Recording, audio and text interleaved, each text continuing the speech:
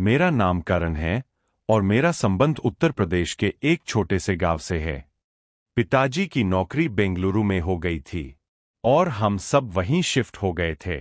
यह उन दिनों की बात है जब मैंने 10वीं की परीक्षा देकर छुट्टी पाई थी और मेरा ज्यादातर समय दोस्तों के साथ घूमने और इंटरनेट पर बीतता था। कोई खास काम नहीं था। एक दिन मैं अपने घर जाने का कार्यक्रम बनाया, जहां अब मेरी दादी माँ और 2 चाचा जी और उनकी परिवार रहती है। बड़े चाचा जी जो सरकारी कर्मचारी थे, अब इस दुनिया में नहीं है। उनके 2 बच्चे हैं। बेटा 16 साल का है और बेटी 14 साल की है। छोटे चाचा जी की अभी शादी नहीं हुई, वह भी सरकारी कर्मचारी है। मैं वहां शाम को पहुंचा तो बहुत गर्मी थी। जेठ का महीना चल रहा था, जिसमें सूरज आग बरसा रहा होता है। मुझे देखकर सब बहुत खुश हुए। हम सब ने मिलकर रात का खाना खाया और सोने की तैयारी करने लगे। गांव और देहातों का माहौल ऐसा ही होता है कि लोग खुली छत पर चारपाइयां बिछाकर सोते हैं। छोटे चाचा जी और बड़े चाचा जी का बेटा मेरा चचेरा भाई नीचे अपने कमरे में ही सोते थे। वैसे भी मेरे चचेरे भाई को रात देर तक टीवी देखने का शौक था। चाची जी ने मेरी चारपाई भी छत पर लगा दी थी। मैं सफर की वजह से बहुत थका हुआ था और चारपाई पर लेटते ही कुछ ही देर में मेरी आंख लग गई। रात को जब सब सो रहे थे, अचानक मुझे गर्मी और प्यास की शिद्दत महसूस हुई और मेरी आंख खुल गई। साथ वाली चारपाई पर चाची जी सोई हुई थी। जब मैंने देखा तो उनकी चारपाई खाली थी। मैंने सोचा शायद वह शौचालय गई होंगी या प्यास लगने की वजह से पानी पीने गई होंगी। मैं चारपाई से उठा और छत पर बने एक छोटे से कमरे की तरफ चल पड़ा, जहां पानी का ठंडा मटका रखा हुआ था। जब मैं कमरे के दरवाजे पर पहुंचा तो दरवाजा बंद था, लेकिन दरवाजे के नीचे से हल्की सी रोशनी छनकर बाहर आ रही थी। मुझे पहले तो हैरानी हुई। अगर चाची जी पानी पीने आई है तो दरवाजा बंद करके क्यों पानी पी रही है? और अगर वह अंदर नहीं है तो फिर यह रोशनी किस चीज की है? मैंने दरवाजे को हल्का सा धकेल कर खोलने की कोशिश की तो वह अंदर से कुंडी लगी हुई थी। मैं अभी इसी सोच में था कि मुझे अंदर से किसी के दरवाजे की तरफ चलकर आने की आवाज आई। मैंने जल्दी से यहां वहां देखा। मुझे कमरे के साथ बाहर वाली साइड पर एक तुलसी का चबूतरा नजर आया। उसकी पिछली साइड पर कोई 2 से 3 फीट जगह खाली थी। मैं जल्दी से वहां जाकर छिप गया। कुछ ही मिनटों के बाद हल्का सा दरवाजा खुलने की आवाज आई और कोई बाहर निकला। उसने इधर-उधर देखा और सीधा तुलसी के चबूतरे के साथ बनी क्यारी की तरफ आने लगा। मैंने गौर से देखा तो मुझे चाची जी दिखाई दी, जो कि क्यारी की तरफ आ रही थी। मैं तुलसी के चबूतरे के साथ बने एक छोटे से मंडप, जो कि 4 से 5 फीट ऊंचा था, कि नीचे पैरों के बल बैठा यह नजारा देख रहा था। लेकिन मुझे वहां कोई देख नहीं सकता था। चांद की हल्की रोशनी में मुझे सब साफ नजर आ रहा था। जब चाची जी क्यारी के करीब पहुंची तो मैंने देखा कि चाची जी ने वहां से कोई चीज उठाई और दोबारा उसी कमरे की तरफ वापस चली गई। उनके जाने के कोई 2 मिनट के बाद मैं चुपके से वहां से निकला और कमरे की तरफ गया। इस बार दरवाजा हल्का सा खुला हुआ था, लेकिन हल्की सी रोशनी आ रही थी। मैंने आहिस्ता से थोड़ा सा दरवाजे को धकेला और सिर्फ आधा ही अंदर करके झांका, तो थोड़ा अंधेरा होने के बावजूद जो नजारा देखा वह मेरे होश उड़ाने के लिए काफी था। अंदर चाची जी बाई और एक कोने में एक चारपाई पर बैठी हुई थी और खुद से खेल रही थी। यह नजारा देखकर मैं होश खो बैठा और जब लगभग 10 सेकंड के बाद मैं कल्पनाओं की दुनिया से वापस आया और जब आंखें खोली तो मेरे पैरों तले जमीन खिसक गई। जब मैंने आंखें खोली तो देखा चाची जी का रंग उड़ा हुआ था और उनकी नजरें मेरे चेहरे पर थी। मैं अभी डर और शर्मिंदगी की सोच में था कि चाची जी की आवाज मेरे कानों तक पहुंची। करण, तुम यहाँ क्या कर रहे हो? मैं बिना चाची जी की तरफ देखे तेजी से चलता हुआ सीढ़ियां उतरकर नीचे वाले कमरे में जाकर अंदर से कुंडी लगाकर बैठ गया और डर और शर्मिंदगी से सोचने लगा कि अब आगे क्या होगा। मैं चाची जी का सामना कैसे करूंगा अगर उन्होंने किसी को बता दिया तो। पिताजी की मार और खासकर सबसे छोटे चाचा जी के बारे में सोचकर ही मैं डर रहा था। मेरे छोटे चाचा जी सख्त मिजाज के मालिक थे और मैंने बचपन में उनसे बहुत बार मार खाई थी। मैं वहां आधे घंटे तक बैठा रहा और सोचता रहा और फिर हिम्मत करके उठा, मुंह हाथ धोया और दबे पांव चलता हुआ छत पर आ गया। पहले चाची जी की चारपाई देखी तो वह दूसरी तरफ मुंह करके लेटी हुई थी। मैं चुपके से आकर बिना कोई आवाज किए अपनी चारपाई पर आकर लेट गया और सुबह का इंतजार करते करते न जाने कब आंख लग गई और मैं सो गया। सुबह कोई 9 बजे का वक्त था जब मेरी चचेरी बहन ने मुझे आकर जगाया कि कारण भैया उठो, दादी माँ और माँ नीचे नाश्ते के लिए बुला रही है। मैं अचकचाता हुआ उठा और सीधा शौचालय में घुस गया। नहा धोकर नाश्ते के लिए सबके साथ बैठ गया। दादी माँ और बच्चे भी नाश्ता कर रहे थे। छोटे चाचा जी अखबार पढ़ रहे थे और साथ साथ नाश्ता भी कर रहे थे और चाची जी रसोई से चीजें लाकर नाश्ता लगा रही थी। मैं चोरी चोरी चाची जी की तरफ ही देख रहा था। जब नाश्ता लग गया तो चाची जी भी आकर नाश्ता करने लगी। जब मेरी और चाची जी की नजरें मिली तो हम दोनों ने फौरन नजरें चुरा ली। हम दोनों एक दूसरे से नजरें नहीं मिला पा रहे थे। मैं बार बार चाची जी की तरफ देख रहा था। अचानक चाची जी ने मुझे गुस्से भरी नजरों से देखा तो मैं डर गया और मुंह नीचे करके नाश्ता करने लगा। एक अजीब सा डर दिल में था कि चाची जी ने नाश्ते के बाद अगर चाचा जी को बता दिया तो मेरी खैर नहीं है। आज इसी सोच में निवाला गले से मुश्किल से उतर रहा था। मैं इन्हीं सोचों में गुम था कि छोटे चाचा जी बोले, बच्चों बस्ते उठा लो, स्कूल जाने का समय हो गया है। और मुझे कहा, कारण बेटा शाम को ड्यूटी के बाद तुमसे बातें करेंगे। मैंने बस इतना ही कहा, जी चाचा जी, और वह कुछ ही मिनटों के बाद बच्चों के साथ चले गए। दादी माँ अपने कमरे में चली गई और चाची जी बर्तन उठाकर रसोई में रखने लगी।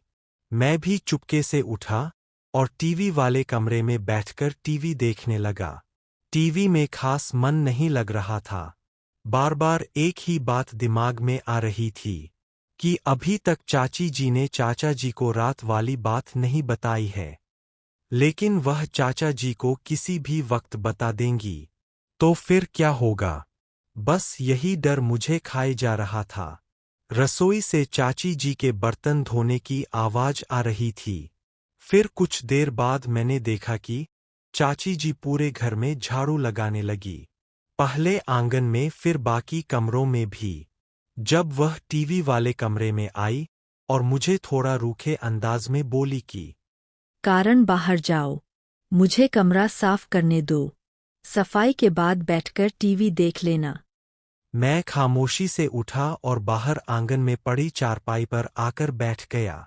फिर कुछ देर बाद मैंने देखा चाची जी टीवी वाले कमरे से सफाई करके अपने कमरे में चली गई और मैं फिर टीवी वाले कमरे में आकर बैठ गया और टीवी लगा लिया, लेकिन दिमाग कहीं और था। थोड़ी देर बाद मैंने कमरे की खिड़की से देखा कि चाची जी अपने कमरे से निकलकर दूसरे कमरे की तरफ जा रही है और कमरे में दाखिल होकर अंदर से दरवाजा बंद होने की आवाज आई। मेरे दिल में फिर शैतान ने दस्तक दी और मैं रात वाले वाक़े के बारे में सोचने लगा। अचानक मैं वहां से उठा और उस कमरे की तरफ चलने लगा और कमरे के दरवाजे के पास पहुंचकर दरवाजे के अंदर देखने की कोशिश करने लगा, लेकिन दरवाजा लोहे का बना हुआ था और उसमें कोई खास ऐसी जगह नहीं थी जिससे अंदर देखा जा सकता था। मैं अंदर देखने के लिए जगह तलाश कर रहा था। यकायक मुझे जहां दरवाजे का ताला था उसके बिल्कुल नीचे एक छोटा सा सुराख नजर आया।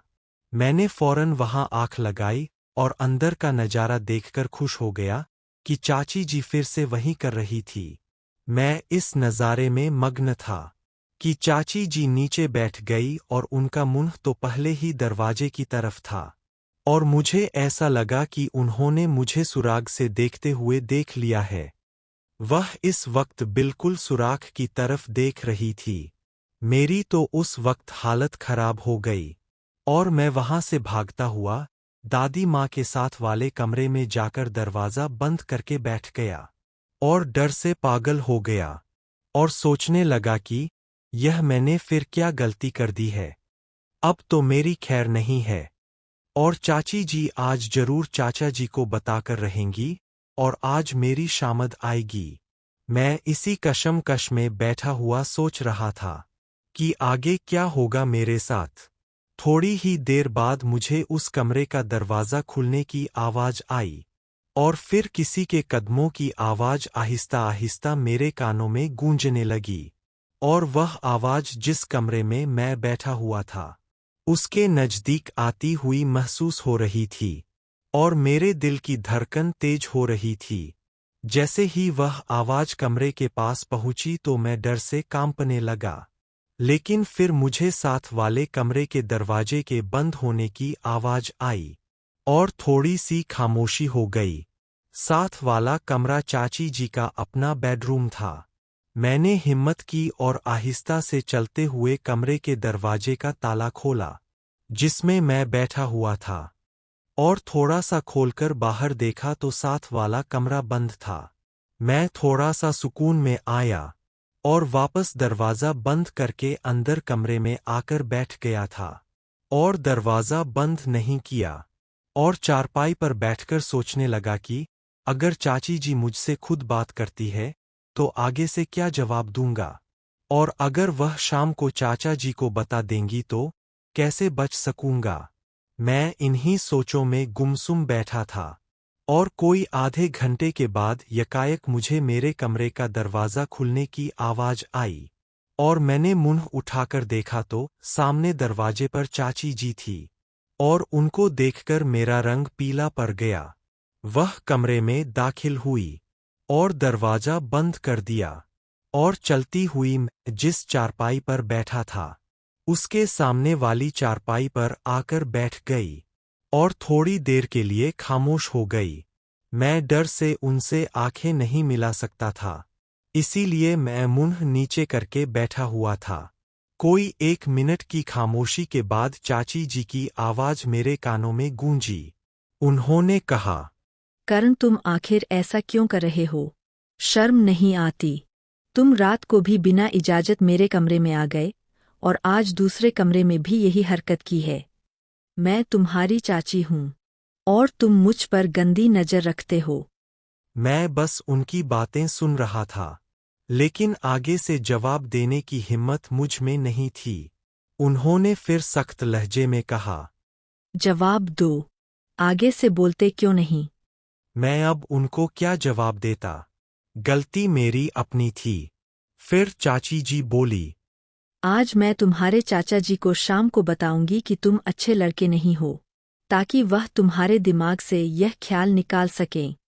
उनकी बात सुनकर मैं डर गया और मैं फौरन उठा और चाची जी के पैरों में गिर गया और उनसे माफ़ी मांगने लगा और उनसे माफ़ी की भीख मांगने लगा और दोबारा से ऐसी हरकत ना करने की तौबा करने लगा और बार-बार उनसे कहने लगा, चाची जी मुझे माफ़ कर दें, चाचा जी को ना बताएं, मैं दोबारा कभी भी नहीं करूँगा।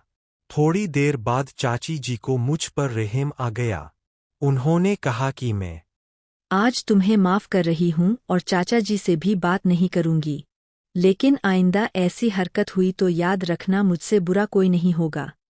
मेरी जान में जान आई और मैंने कहा, चाची जी मैं वादा करता हूँ आइंदा ऐसा कभी नहीं होगा। और फिर वह उठकर बाहर चली गई। मैं चारपाई पर लेट गया और सोचने लगा, चल कारण बेटा आज तो बच गया, आगे से बहुत सचेत रहना होगा।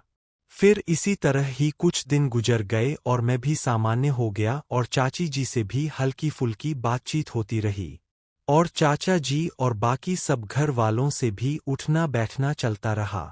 फिर एक दिन दोपहर के वक्त दादी माँ अपने कमरे में थी और चाची जी भी घर का काम खत्म करके अपने कमरे में आराम कर रही थी और बच्चे 3 बजे घर आते थे और चाचा जी 5 बजे आते थे मुझे ख्याल आया सब अपने कमरों में है और समय भी खाली है और मैं अपना सरसों का तेल मालिश के लिए भी साथ लेकर आया हुआ था।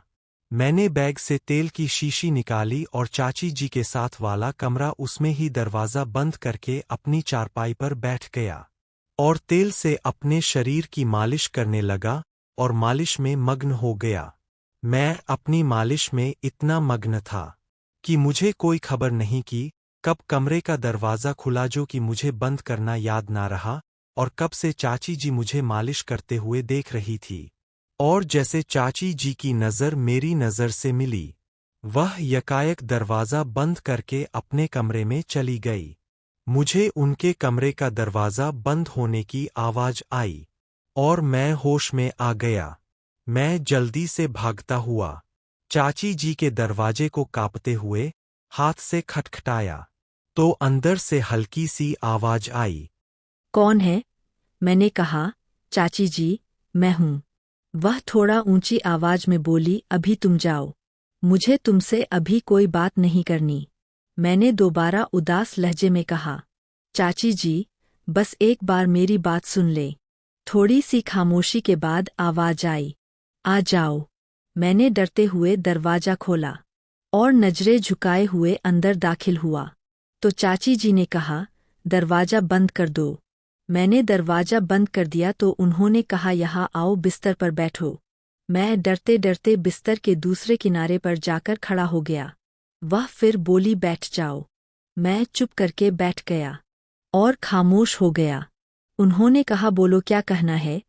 मैंने मासूम सी शक्ल बनाकर और आहिस्ता से आवाज में कहा, चाची जी मुझे माफ कर दें, मुझसे गलती हो गई है। तो वह आगे से बोली, कारण मुझे समझ नहीं आती कि तुम्हारे साथ समस्या क्या है। तुम जब से आए हो अजीब सी हरकतें कर रहे हो। बेटा, यह सब ठीक नहीं है। अगर तुम्हारे चाचा जी को पता चल गया तो तुम्हारी शामत आ जाएगी। मैं खामोशी से बैठा उनकी बातें सुन रहा था।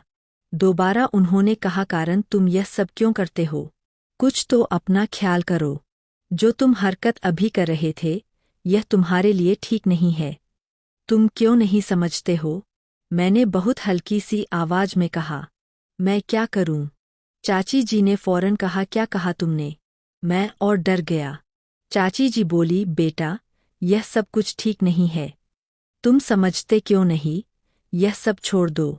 मैंने कहा, चाची जी, मैं कोशिश करूंगा दोबारा ना करूं, लेकिन आप किसी को ना बताएं। उन्होंने कहा, ठीक है, तुम दोबारा नहीं करोगे, तुम किसी से भी नहीं कहूंगी। मैंने कहा, शुक्रिया। तो मैं उठकर बाहर चला गया और जाकर टीवी वाले कमरे में बैठकर टीवी देखने लगा। उस दिन फिर कुछ खास बात ना हुई। चाचा जी के साथ रात में पढ़ाई के संबंधित बातें होती रही और मैं रात को सोने तक चाची जी से बचता रहा और दिन गुजर गया।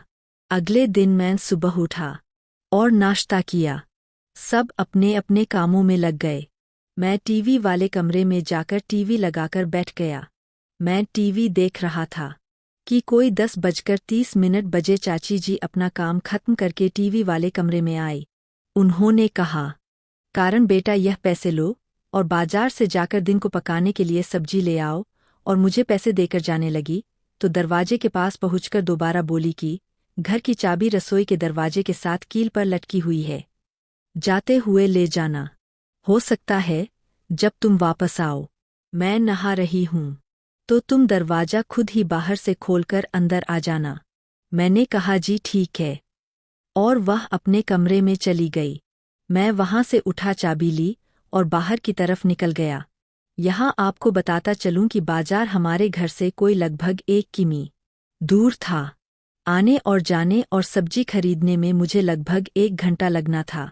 मैंने पैदल ही चलने का सोचा और समय भी गुजर जाना था। मैं घर से कोई थोड़ी दूर ही आया था कि मेरे पीछे से एक मोटरसाइकिल आई और मेरे पास आकर रुकी।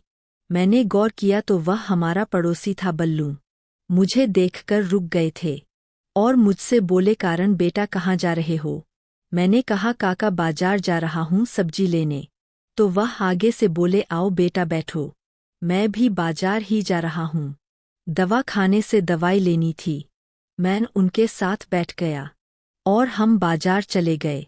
वहां से मैंने सब्जी ली और काका ने भी दवाई ली और हम कोई लगभग 30 मिनट में ही वापस आ गए। उन्होंने मुझे मेरे घर के सामने उतारा। मैंने उनका शुक्रिया अदा किया और वह अपने घर चले गए। मैं अपने दरवाजे पर खड़ा घंटी देने लगा तो मुझे याद आया कि मेरे पास चाबी जो है, और वैसे भी चाची जी नहा रही होंगी। मैंने सब्जी का थैला नीचे रखा और जेब से चाबी निकालकर दरवाजा खोला और सब्जी का थैला उठाकर अंदर दाखिल हो गया। जब मैं अंदर हुआ तो आंगन में मुझे एक मोटरसाइकिल खड़ी नजर आई।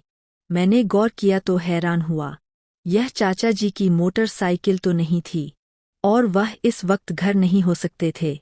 वह तो ड्यूटी पर गए हुए थे और वह शाम को 5 बजे आते थे। तो यह किसकी मोटरसाइकिल है? खैर, मैंने दरवाजा बंद किया और सब्जी वाला थैला उठाकर रसोई में रखा और चाबी भी कील के साथ दोबारा लटका दी और रसोई में रखी फ्रिज में से ठंडा पानी पिया और फिर टीवी वाले कमरे की तरफ चल पड़ा।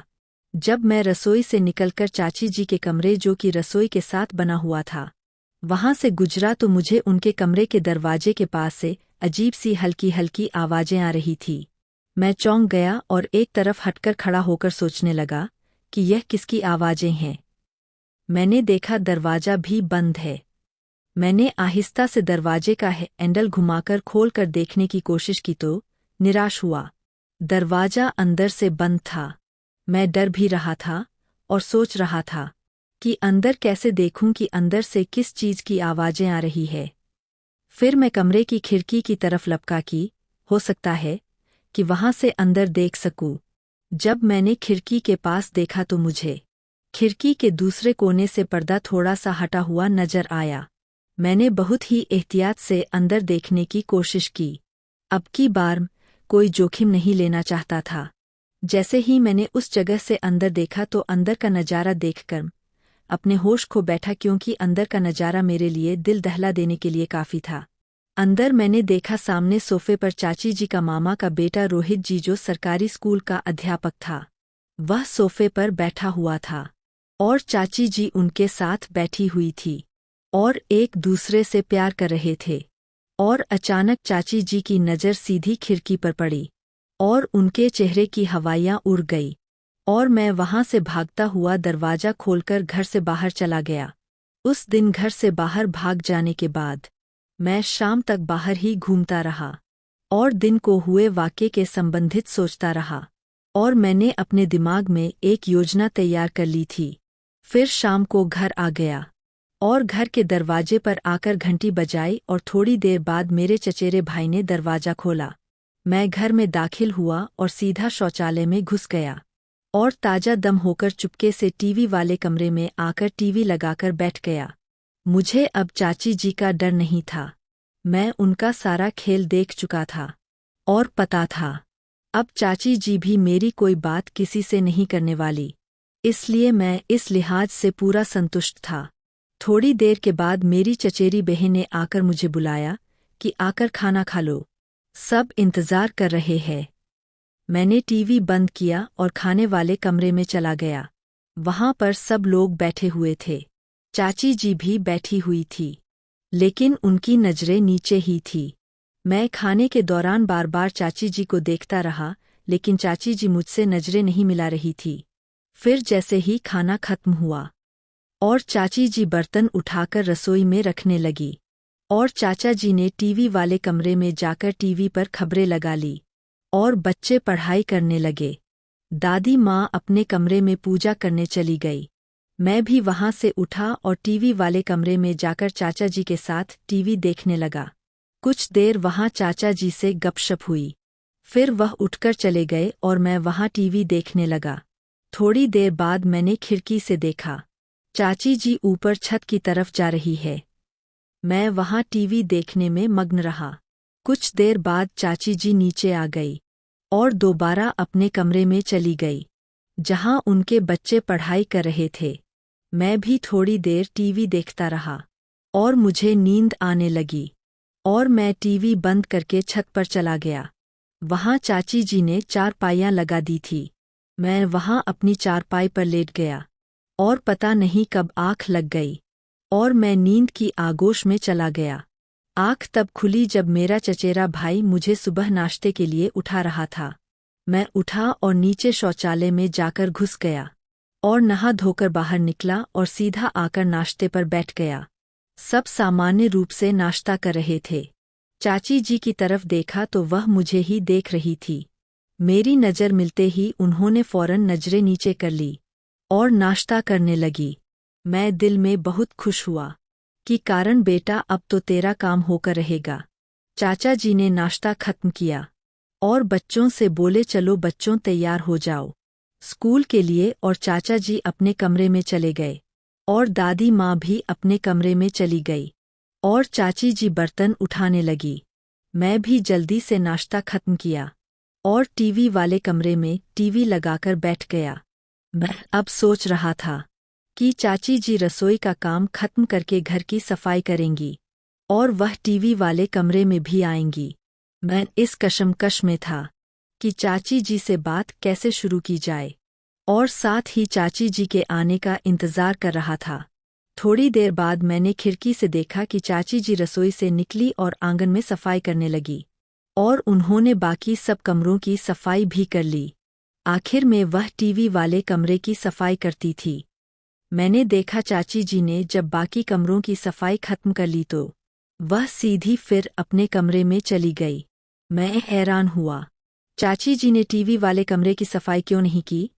फिर मुझे ख्याल आया चाची जी जरूर कल वाली बात की वजह से मुझसे सामना नहीं करना चाहती होंगी और उनके दिल में एक डर भी होगा कि कारण ने अगर कल वाली बात का पूछ लिया तो क्या जवाब दूंगी, और मुझे अपनी जगह चाची जी की कल वाली हरकत देखने के बावजूद हिम्मत नहीं हो रही थी कि बात कैसे शुरू करूं। फिर मैं वहां पर ही बैठकर टीवी देखता रहा और दिन के 11 बज गए। मैं टीवी वाले कमरे में बैठकर अपना पूरा प्लान बना चुका था। मैंने हिम्मत की और चाची जी के कमरे की तरफ चल पड़ा और उनके दरवाजे पर जाकर खटखटाया, लेकिन अंदर से कोई आवाज नहीं आई। मैं 2 मिनट तक इंतजार करता रहा, लेकिन कोई अंदर से आवाज नहीं आई। फिर मैंने दरवाजे को हल्का सा धकेला तो दरवाजा खुल गया। मैंने आराम से दरवाजा खोलकर अंदर दाखिल हुआ तो सामने देखा चाची जी अपने बिस्तर पर बैठी हुई थी और मुझे देखते ही उनका रंग पीला पड़ गया और बहुत आहिस्ता और कांपती आवाज मेरे कानों में आई, क्या काम है? मैं आराम से चलते हुए बिस्तर के दूसरे कोने पर बैठ गया और आहिस्ता से कहा कि मुझे आपसे बात करनी थी। चाची जी बिस्तर पर ही बैठे बैठे आगे को बढ़ी और मेरे बिल्कुल नज़दीक आकर मेरे घुटने को हाथ लगाकर रोने लगी और कहने लगी, कारण मुझे माफ़ कर दो, मुझसे गलती हो गई। भगवान के लिए किसी को नहीं बताना, अगर घर में किसी को पता चल गया तो मुझे घर से निकाल देंगे और मैं किसी को मुंह दिखाने के काबिल नहीं रहूंगी। मैंने हिम्मत करके आगे से कहा, चाची जी आपने यह काम क्यों किया? आपको अपने बच्चों और घर में किसी की भी इज्जत का ख्याल नहीं था।